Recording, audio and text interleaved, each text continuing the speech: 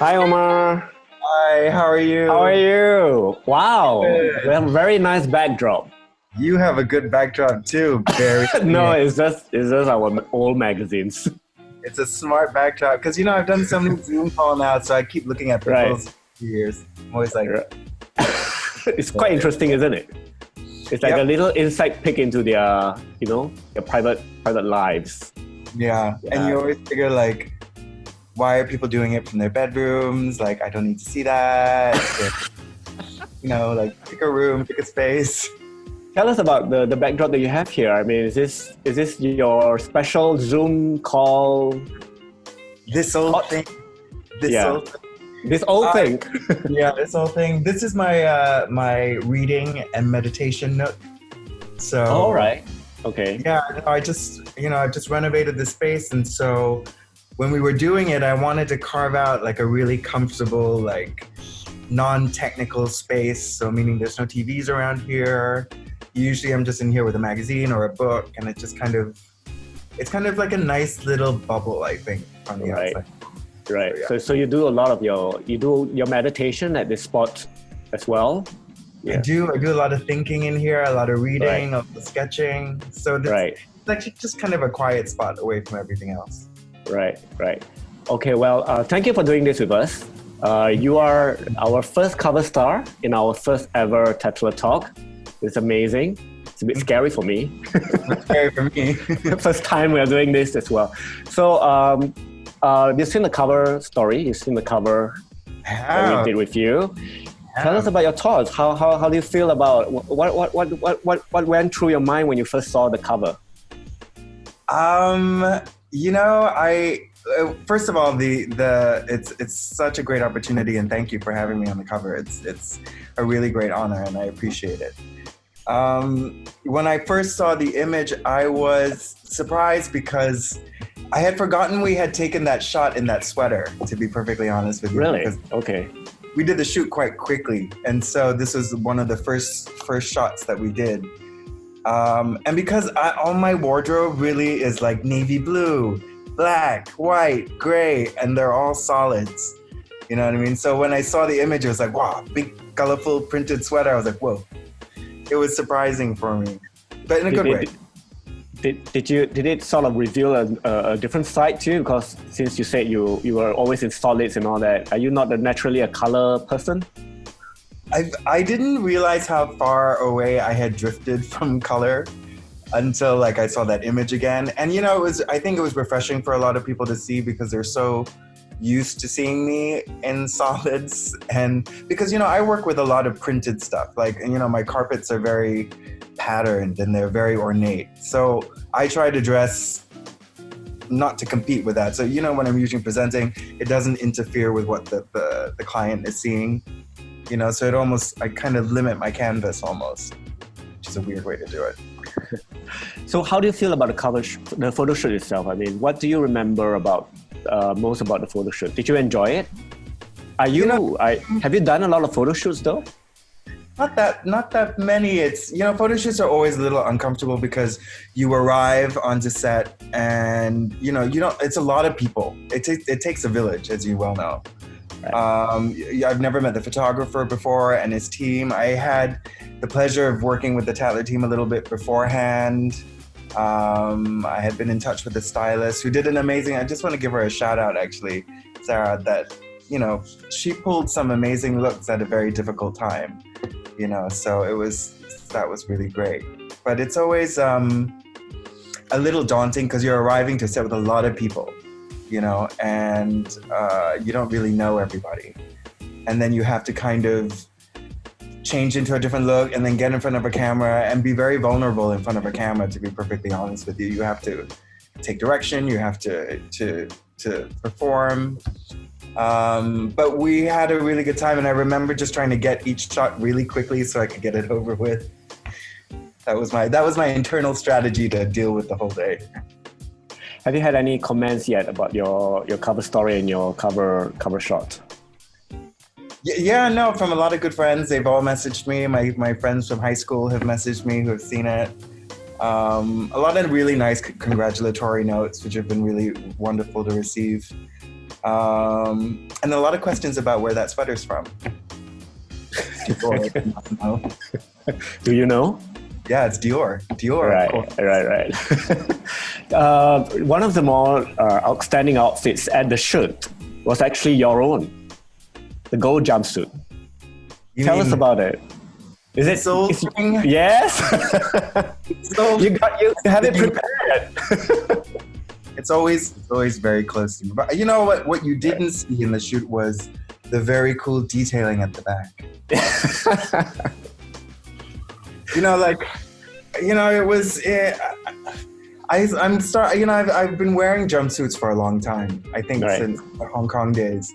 If there's one outfit that I always feel very comfortable in, and I feel that has taken me through the years, is a jumpsuit, and I slowly kind of collect them over the years. So I've got one from Philip Lim. I recently made the blue one that's also in the spread. Is made from Melinda Louis. And when we were talking about shooting the September issue, there were concerns that we weren't being able to pull enough fashion because, with COVID and everything that's happening, a lot of stores are still showcasing last season's looks while they're waiting for the new arrivals to come in. So we weren't sure what we were going to be able to get to shoot. And I thought it would be a really good opportunity for me to commission another jumpsuit. You actually made a jumpsuit for the shoot. I used to shoot as an excuse, but I really was just... I've been wanting to work with Kun Hui for a long time. Right. And this turned out to be the perfect opportunity. He was so gracious and so easy and so quick to make the jumpsuit, which was really amazing. So I sat down with him like maybe 3 weeks before we were shooting, because we shot quite early. Our strategy was to shoot, I think in July, because we didn't know how the months were going to play out. And so he made it really quickly. He had a great idea to use this material and that fabric. Why did you choose gold? It's quite an outstanding color. I didn't. I told him I wanted to make a jumpsuit, and we were originally talking about something that had like a gray base and maybe some embroidery on it. But Kun Hui had actually found this material, and he's been saving it for his new collection, and I convinced him to. So he showed me a small swatch and goes, Omar, why don't you make it out of this? And I'm like, okay, let's do it. Is it one of your favorite outfits now that you have on your wardrobe? Where would you wear it? Where would you wear this apart from a photo shoot? This is the supermarket, obviously. Wow. I haven't figured out where I'm going to wear it to again, but it will happen. Right. It's now it's biding its time. It's waiting. I'll have a moment again. Okay. Figure it out. Maybe the Tatler ball. Maybe. Why not? Yeah. Okay. Let's talk a little bit about your trade. You're a rug designer, and I think it's quite a niche design profession. How did you realize that you wanted to design rugs? And do you have any references before you started doing this? I was working on an interior design project. Before the rugs, I had spent some time doing some interior design, and I was doing a show unit for BRDB in Troika. And it was a big chinoiserie theme. I had de Gournay wallpaper. I had Lindsay Adelman chandeliers. And I really needed a very specific rug to complete the look that I was going for. And it was, what had struck me was that, within a living room setup, you've got, I had these amazing couches. I had a great space. I had amazing wallpaper. But what was really going to tie everything together was this strong statement rug. And I realized very quickly at that moment that the rug was really going to be that one sweeping statement that could deliver your theme in one go. And it actually tied everything together. And that's why it was so integral and so important to be able to find that perfect look, actually. Yeah. And what frustrated me is that I couldn't do it. I couldn't find that look. I had gone to every single rug rug shop I could think of in KL. I had looked online. I tried to go to the rug company in London. But to make that with them took a really long time. It was like a 6-month lead time. And I needed to come up with a solution on my own. So I designed something and made it from scratch. And from there, I kind of realized, it's better to do one thing well instead. And so interior design is, you have a lot of moving parts in the air, and you're only as good as all those parts combined. But with the rugs, you can be in control of one kind of sweeping element. And that's what I wanted to do. So I made that first rug, and it was really successful. And then I started doing 1 or 2 more projects, and then I would always finish it with a statement rug. And then I showcased a couple rugs at Maison Objet in Singapore at the first launch. And when I was doing that, someone had come up to me, and he was the vice president of a Fortune 500 rug company. And he said, I will mentor you, but you should just do one thing well. And that really stuck with me. And from then on, I decided to just kind of specialize. So even when you were showing your rugs in Singapore, it wasn't a full-fledged business. No, I was really kind of figuring it out. I thought it was going to be Omar Home, to be honest with you. Okay. So I thought it was going to be rugs, bedding, candles, linens, all those things. And then I got that advice about doing one thing well. And it's the best advice that I've gotten. Right. And why are you so passionate about designing rugs? See what it does to a space, to be honest with you. Like I can really see the transformative effects that a rug has on a room. It is really, like I always say, it's that strong sweeping statement. It's such a finishing piece. And I think that sometimes it's overlooked. Sometimes, like I've worked on a lot of projects where clients have spent so much on the marble flooring or really nice flooring, and they're so afraid to cover it up. Right. And I always, kind of, in the beginning, it was a strong education process between me and the client about convincing them that they did need a rug in that space. And because I believe in it so much, and I know what the end result is going to be and how and what that's going to be like, it's easy for me to kind of stand behind it. And that passion, I think, was always what drove me, So that was, I think, my motivation to kind of stay in the game. Is it very different sort of design process when you design a rug as compared to, designing a room, or do you have any references before that? Do you know of anyone who actually has done this and you learn from them? Well, I studied graphic design and animation in college. And I really look at the rug designing as an extension of graphic design. You're still working with layout, you're working with composition, you're working with color, you're working with spatial relationships between objects. And so in that respect, it came very naturally to me because you're designing a composition within a space. And my training, I think, at the Petter Group in Hong Kong with store presentation and visual merchandising let me kind of think about spaces as a whole, as a story. And so it was really effortless, I think, for me to combine the storytelling element of visual merchandising and the graphic design understanding of space and composition to combine that into rug designing. It was a natural fit for me. But it was a surprising niche. I had certainly never thought about it until I fell into it. And I don't really know that many rug designers. I know 1 or 2, like Jan Kath is really amazing out of Germany. His rugs are next level. But other than that, it's always designers doing like 1 or 2 designs within a rug story. Yeah. In a story as well, you were talking about how you have learned to be a better listener. Does that help you to be a better designer as well? For sure. I mean, when you're doing somebody's home, it's such a personal thing, actually. And it's they're inviting you into their space.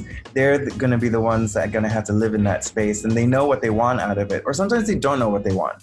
They know what they don't want. So it's up to you to kind of listen to all that information and flesh out a design that's gonna complement their lifestyle. And I think that in the beginning, when I went into the rug designing, it was I had my set of designs, and it was a lot of convincing the client about which design they should use. And I find that now by listening more, it's easier for me to propose a design. The process comes a bit easier these days. So listening is such a huge part, actually, because in actual fact, they're really telling you a lot of that stuff. Did it take you a long time to come to this realization? I think it had been a point where I had questioned myself why the process to get a design approved was always so difficult or so challenging. You know, I wanted it to be more effortless, and I started looking not so much at maybe like it's the factory's fault, or maybe I started, you know, instead of looking for an external fault, I started really looking at myself and thinking about, okay, what am I doing? What can I change, and what can I control about this situation? And sometimes you just need to get out of your own way, you know. Thing kind of fell into place, and things are much more effortless right now, which is such a really nice place to be in.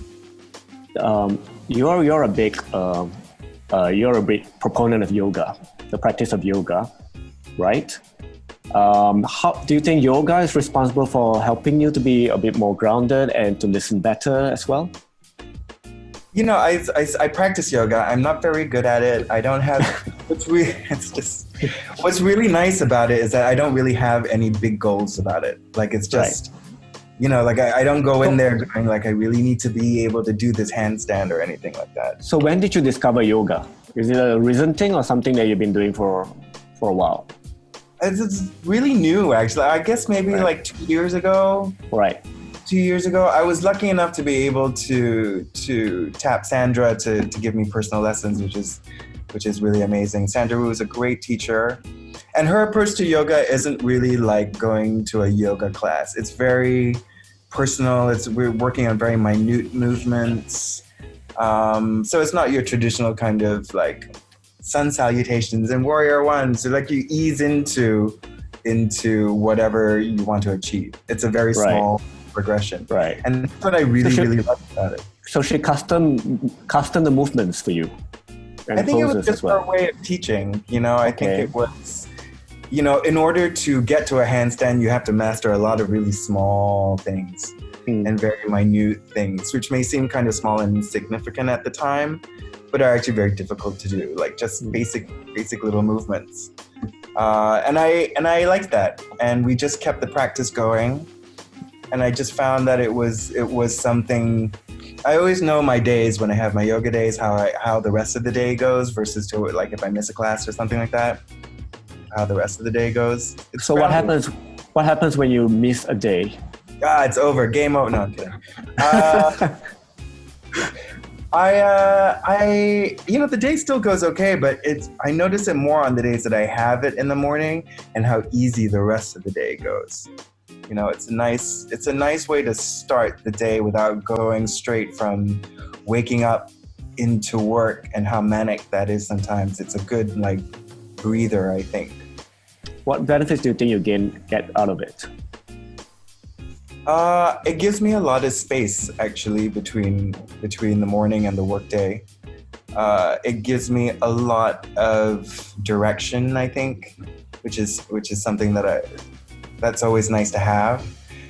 I've recently taken up running, like secret running. I run really early in the morning, so the yoga helps me recover from that. You know, so it's just nice to be able to kind of get to know your body in a different way and to listen to your body more.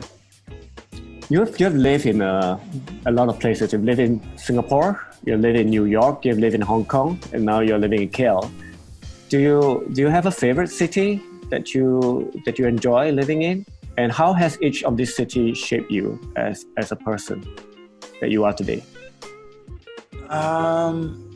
I don't know if I have a favorite city, but if I look at all those cities, Singapore, Hong Kong, New York, you know, like it's always funny because I see a lot of similarities in all those cities. They're all walking cities for the most part. The energy in those cities are all very similar, I think, sometimes.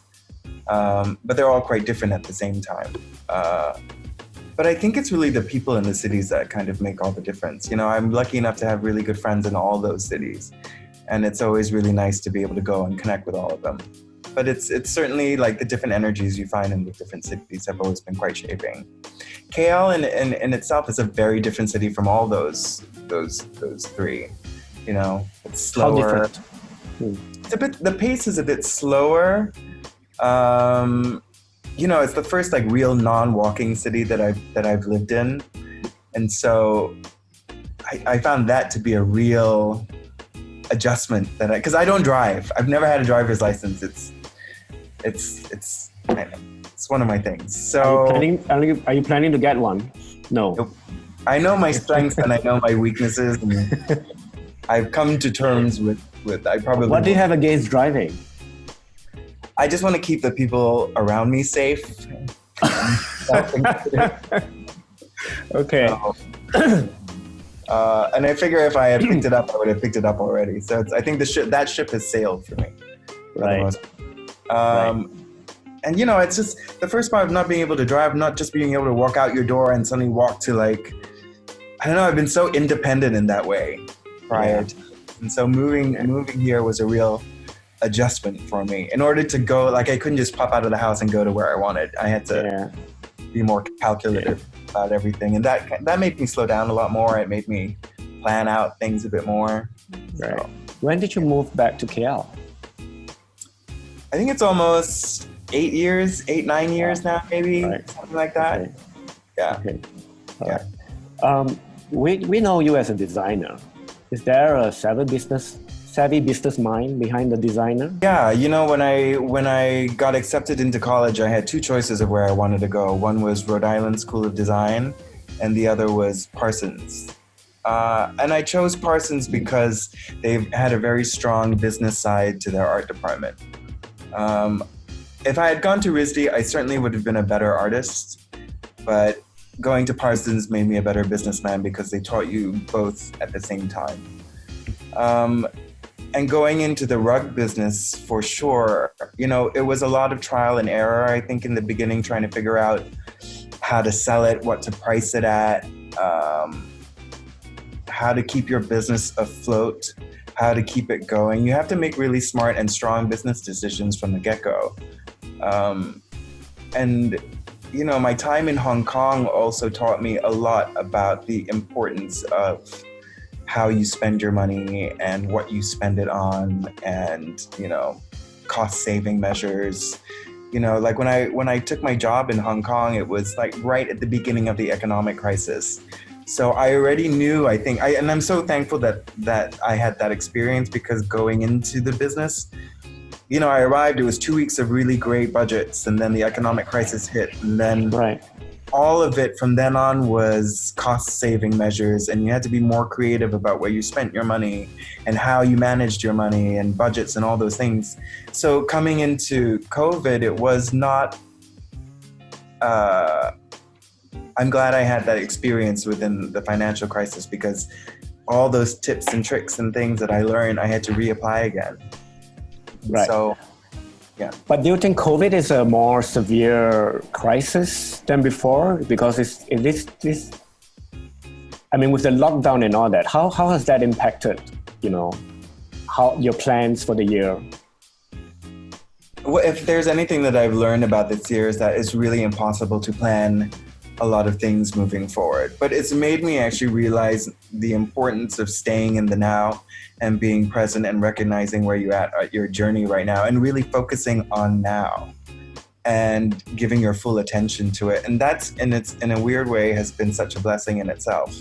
Like we're no longer kind of really spending so much time focusing on what's next, that we're really just focusing now.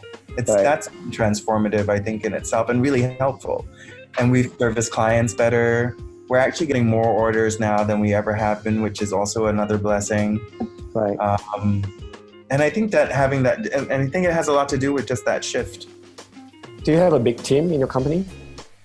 I have an international team for the most part. You know, we've got our mills that are in Thailand, in China, in India. And so there are a lot of like different moving parts of people across the world. But in Malaysia, it's just me and my vice president. So it's... On a personal level, what do you think you've learned from the lockdown that we had recently? You know, I think it's like I said earlier, is that I'm not so focused on the destination anymore. You know, it's not so much about what needs to be done or what's next. It's really just kind of about being present and really kind of focusing on that. That's something that I really, really learned and took away from. And what are your plans in the near future? You know, I haven't decided. I haven't decided yet. I think it's more about kind of us just kind of waiting and seeing how the world's going to be. It's about us keeping the people that work for us safe. And it's about us kind of just enjoying the now for the most part. I guess we're not so driven anymore by what's next. Well, thank you very much for taking the time to do this with us. Thanks for having me, and thank you for the opportunity. It's such an honor.